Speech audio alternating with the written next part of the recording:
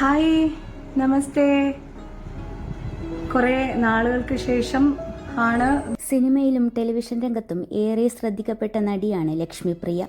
Big boss Malayalam season 4 മത്സരാർത്ഥി കൂടിയായി എത്തിയതോടെയാണ് ലക്ഷ്മിപ്രിയയെ മലയാളികൾ ഏറ്റവും കൂടുതൽ അടുത്തറിഞ്ഞത്. സമൂഹ മാധ്യമങ്ങളിൽ സജീവമായ ലക്ഷ്മിപ്രിയ ഇപ്പോൾ പുതിയ വെളിപ്പെടുത്തലുമായി എത്തിയിരിക്കുകയാണ്. തൻ്റെ ദാമ്പത്യ ജീവിതം അവസാനിപ്പിക്കുകയാണ് എന്നാണ് നടി തൻ്റെ കുറിപ്പിലൂടെ പങ്കുവെച്ചെത്തിയിരിക്കുന്നത്. നടി പങ്കുവെച്ച കുറിപ്പ് ഇങ്ങനെയാണ്: ജീവിതത്തിൽ ഏറ്റവും വെറുത്ത ചില കാര്യങ്ങൾ എനിക്ക് ചെയ്യേണ്ടി വന്നിട്ടുണ്ട്.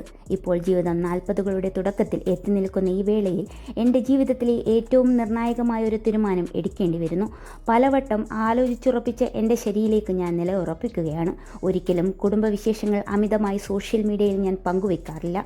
ജീവിതം അതിൻ്റെ സ്വകാര്യത നിലനിർത്തുമ്പോൾ തന്നെയാണ് ഭംഗി എന്നാണ് എൻ്റെ വിശ്വാസം. 22 വർഷമായി ഇണക്കങ്ങളും പിണക്കങ്ങളും തുടരുന്ന ഞങ്ങളുടെ ദാമ്പത്യ ജീവിതം അവസാനിപ്പിക്കുന്നതിനെ പറ്റിയാണ് ഞാൻ പറയുന്നത്. വിവാഹത്തിൻ്റെ ആദ്യ നാളുകളിലാണ് ഡിവോഴ്സ് വർദ്ധിക്കുന്നത്.